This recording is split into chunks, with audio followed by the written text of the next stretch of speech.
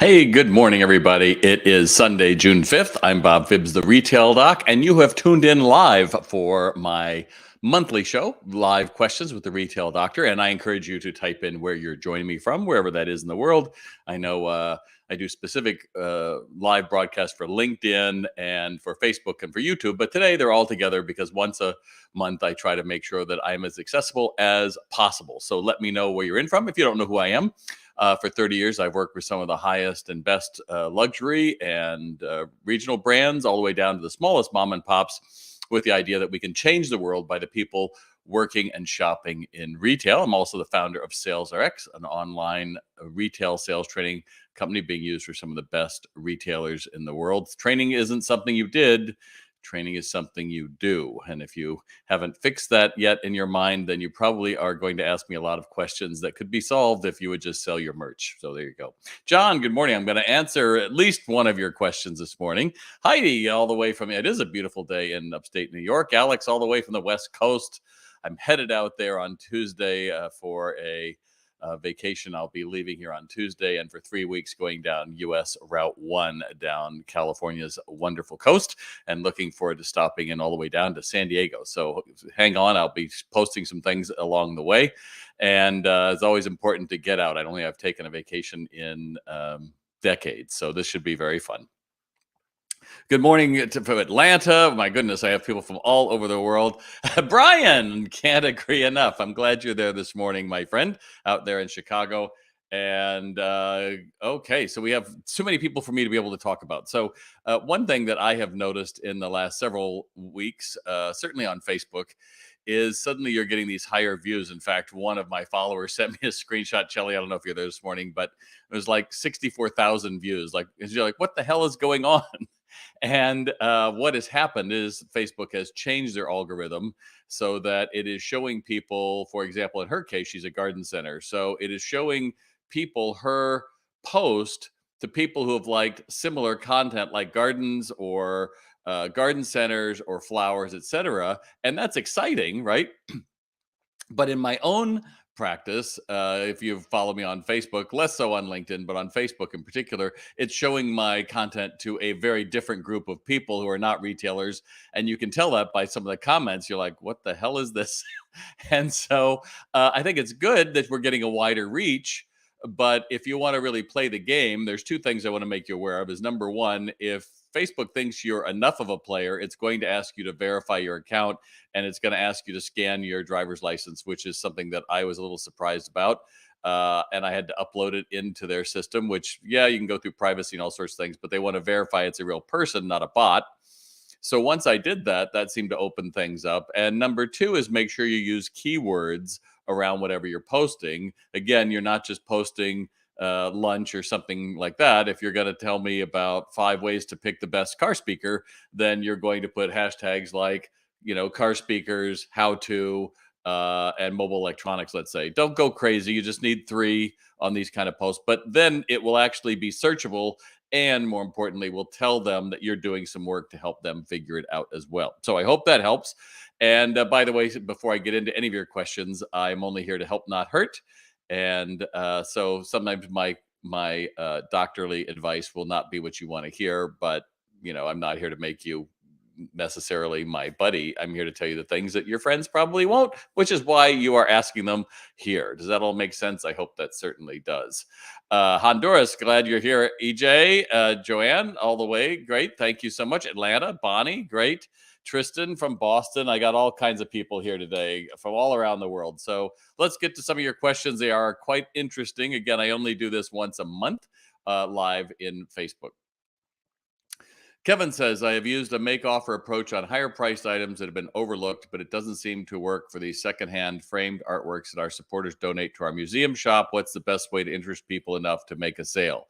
So, Kevin, the hard answer is these really are leftovers. These are kind of calf offs, aren't they? And, if they don't contribute a high enough amount of revenue to the bottom line, then I think you encourage people to donate money instead of kind of a thrift store approach, because it's really hard to convince anyone to buy something, make an offer. If I see that on a car, it's like, does it run? And so you could be aggressive about it. Whatever pricing you have, it didn't look like it's that high to begin with. You could drop 25% every week and then it's gone in a month. That's possible. But I would encourage you instead to be finding things that really make money for you. It's like when I was, I had my own chorus for probably 15 years. I got my degree as a choral director, if you didn't know that. Realized that I wasn't going to make the life that I wanted doing that. And so I chose another path, but I kept it as my hobby. And one of our most successful promotions we did was we got everybody together. We wrote handwritten notes to everybody on our mailing list. And we said, instead of asking you to some boring dinner with, another chicken dinner that you don't really want to do, or having you come out to an event that you don't really want to come to, why don't you pour yourself a cup of tea and consider our solicitation about what your donation will give us to keep our mission going? And we included a little Lipton tea bag in it. And every one of those we could count on tens of thousands of dollars because people liked how honest we were. It's like, just be transparent. So I would encourage you to be thinking of a different way with that. The rest of you, when you get down to clearance items, be really aggressive. The fact is, it didn't sell. So don't put more effort into trying to get rid of it than you did to sell it at full price, right? That's my thing that always gets me upset is, you bring in something that's really fabulous and it's high priced, and then you didn't really unpack what it would take to sell that. So your employees don't sell it because they're selling from their own wallets. And they're waiting till it gets marked down 30, 40, 50% before they sell it. And then when you do, they go crazy, like telling everybody and showing everybody. And then we blow it out. And we're like, oh, wasn't that a great sale?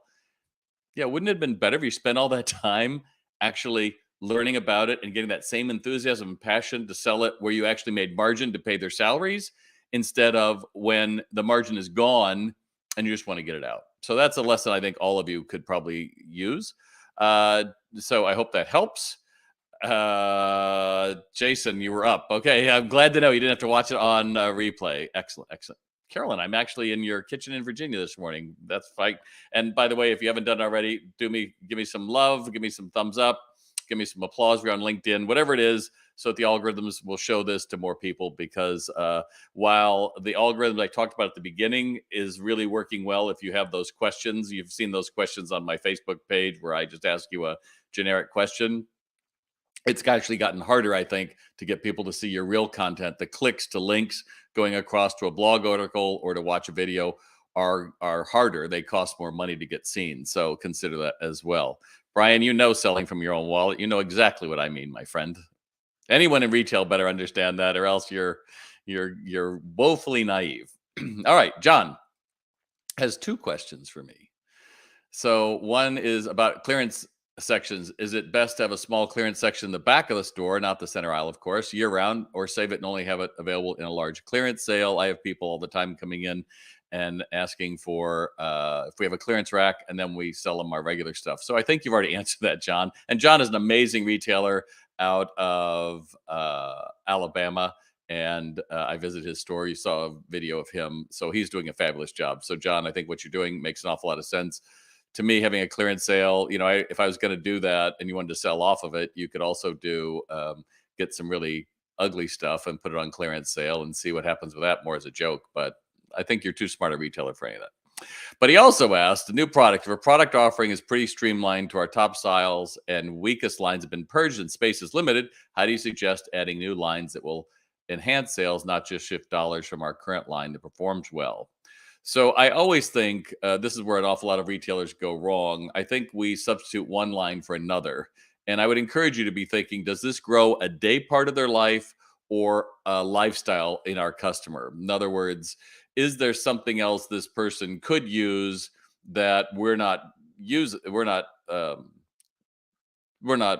showing them products for? And there's an easy way to do that. Just ask your list. Say, what other things do you buy that you think might be helpful for you when you're picking out our products, and see what they say. But I don't think you just want to swap Jane scrubs for John scrubs, or mint for forest green, because then you're just chasing different vendors. And some people, that's a strategy, because you get more perks from one vendor over another. But I think it's if you just think of the day part, it's kind of like what McDonald's funnily understood. Oh, so if we went after breakfast, we would be able to take those same people that already like us and have them come in different. Or when they did the what was it in the 80s, Mac at Night, they had the moon like come late at night. So everyone's looking at those ideas of how do we grow the same time that our customers are looking for things, how do we get in front of them more often? I hope that helps.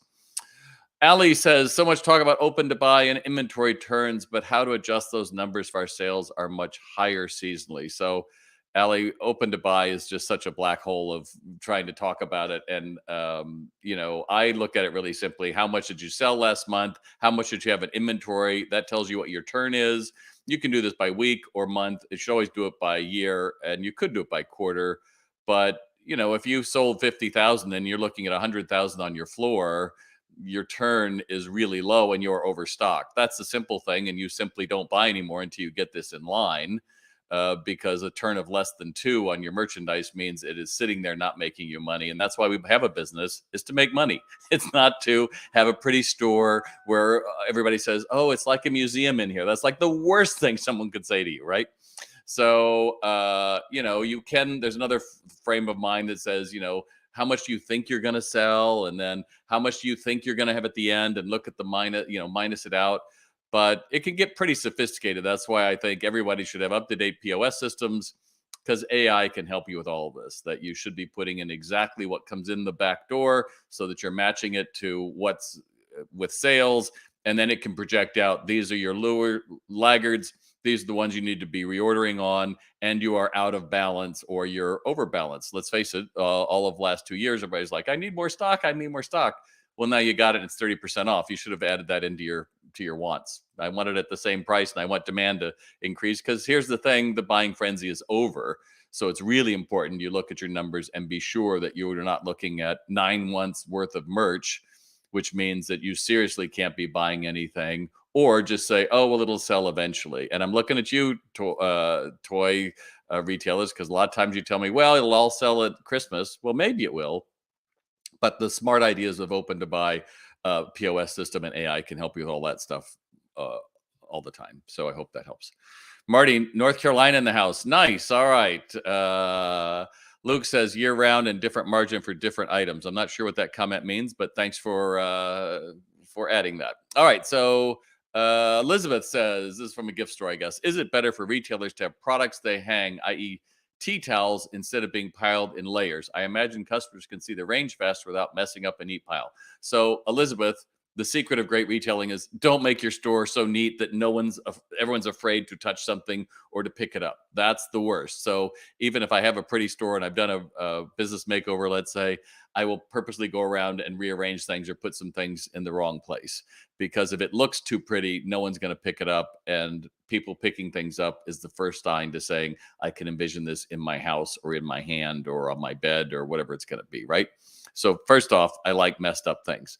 But second, it's a balance. So consider, I've been in those gift stores where there's, 60 rolling pins or something, and all the tea towels are all along the wall. And you're like, oh my God, this is too much to understand. Or you see it in t-shirt stores in traffic in tourist areas. It's too much to choose from. So consider, maybe you could have some of them folded and have like 3 or 5 up that you think are really smart. Put a little different background behind them so they don't look the same. And then you could change those out weekly. I hope that helps. Sean says, how many items do you think should be on our website? When we started, you said only bestsellers. I've since added them all, and I need direction. So it's all a function of capacity. If you can go through and manage all of them, I'm all for it. Do you have systems to tell you what the bestsellers are and the laggards, just like we do at a store? I'm all for it. And yes, the more complete descriptions you put up there, the more it can help your SEO. But just putting a website chock full of thousands of items doesn't mean instant profits. In fact, a lot of times, a lot of you who follow me use the same people to build your websites, and they look all remarkably the same and fairly boring. So I'm looking at you, toy retailers and some others, because frankly, you've got to find a way to make it engaging. And online, just having the same picture that every other person has isn't going to be nearly as impactful as if you take your bestsellers and you make some cool videos and make them short and TikTokable and have people so that they can click on it and go, oh, they can consume it, and like, oh, how do I get that? Versus, and here's another square that we have, and here's another square that we have, and another. That's just not going to make it. So uh yes, Brian, I love that. We always we always sold more when we worked on planograms and the department was a mess. That is so true. I love that. I love that. All right. So Vanessa says, is there a percentage of your gross revenue that should be a max amount for lease and staffing? Yes, there's a max amount, 100%. If it's 100%, that means that you have used up everything for expenses. So, it depends on the life cycle of your business. Newbies are going to certainly be much higher because your cost of goods and everything else is higher. And if you're at the senior level of a retail store, you probably own the building and your cost of goods is less because you have deals and you're doing all these different things. So I just always say the key is, are you able to sell enough to pay all your expenses, to be able to staff your store at the best possible way, and pay them more than minimum wage so that you can reward them and hold on to them and live the life that you want. Now, that's true if you're an independent retailer, but at a bigger line, there's a lot of retailers that, will just pile on more debt, and there we have VC people keeping us alive. Well, as the economy cools, which always happens, we knew this is, I've said this to you from the days I was telling you about the business is going to come back, that, yeah, it's going to spike because people have all this money. We still have 4 trillion we want to spend. Demand is so high, no one can keep up to it. And now to keep up with it, because everyone's clamoring for raw materials, prices have gone up so much, particularly in furniture and other things. So now the sticker shock comes in and demand starts falling. So invariably, what went up is going to have to go down. But if you don't know your numbers, you're really going to be in trouble. So it really comes down to making sure that you don't buy what you like, you buy what sells, you learn how to sell it. Again, we're in 4 continents, 10,000 or more people are training with me right now virtually online at SalesRx. Unless you know how to sell the merchandise, I think you have only part of the equation. Having pretty merchandise doesn't matter. Again, what a pretty store. I'll be back. Who cares? Stay out. I only want people who say, I love this and you help me understand, and you want this, and this will even make it better in a way that doesn't feel formula, in a way that feels genuine. Then people come back to you, they rave about you online, and more importantly, you make what you need to be able to support your business. All right. Julie says, what's the best way to sell a retail business without causing concern for current customers? Very simple. Use a broker. Don't try to do this yourself. There's a lot of mistakes people make, particularly thinking that you're going to put a business up for sale now and it's going to sell. It's a process that usually takes about 2 years to make sure that your financials are all in the right place and people see what they need to see, and you move some things from others and you get rid of your personal expenses out of your balance sheet so that it really looks like a healthy business, and a broker can help you with that. They are worth everything that you pay them. Well, a good one is. Greg Shaw says, should your gross margin percentage be the same in all products or vary with dollar size or frequency of sale? So, Greg, that's an excellent question. I think your margin always has to move. At some point, you're going to have things that don't move as quickly. And if you're inventorying it in particular, you're buying, I don't know, let's say a $15,000 spa. The cost on that to hold on to it and the frequency it moves is probably going to be much less than if you were selling, fish food or something like that. So yes, I certainly believe your gross margin. However, in your computer reports, it should have your total gross margin, and you can't really live on, an Amazon gross margin of 22%, because quite simply, you don't have Wall Street backing you. Most of you, I don't think. So consider that. And my last one, by the way, if any of you have any questions, you can type it in now. I'm coming to the final question here. So if you have a question for me, type it in live and I will go. All right. Or I will answer it. Anna says, in a baby and motherhood store, what's the best route to combat direct consumer prices only being Keystone and selling on Amazon when you could easily get better margins than that? I found most items in the baby and motherhood industry can be found on Amazon, making it difficult to price how I'd like. Well, I would say, Anna, you can price however you want, but I can tell you again, I don't know, I seem to be illustrating toys today, but I can certainly tell you that if you're in the motherhood business, those shoppers are the most intelligent and consumer savvy and using the web of anybody. And so while they might come in and buy your, let's say, $200 car seat from you and say how took all the time and everything, oh, it's wonderful. I wouldn't doubt that you market outside of the realm of what's reasonable compared to Amazon and some of the other ones. You're going to see it come back in a couple of weeks when they started using it and say, oh, I found a better one, or I found the same thing online. So it's a real slippery slope. I think whatever you do, Anna, you always go online and look at what everybody else is getting for that and then say, how do I fit into this, instead of just saying, I know I can get more. Well, maybe you can, but the consumer is not stupid enough to say, oh, wow, that sure seemed high. And they either they do it in your store or after they've bought it, and then you don't get them back because they think that you're just marking it up because you think you can get it, which is never good. So there you go. You want to be in the wants business, not the needs. So those kind of things always make a difference. Well, I hope you all enjoyed what I was talking about today. Again, if you give me some love, give me some thumbs up. Just remember that as we get into the summer months, and we're going to be looking at back to school and certainly Q4, that there's still an awful lot of odd headwinds that are going on around us. There's certainly, whether it's political or economic, or there's a war in Russia and Ukraine, and how that's all going to play out. There's a million things to distract you, but all that matters is that person that walks in the door.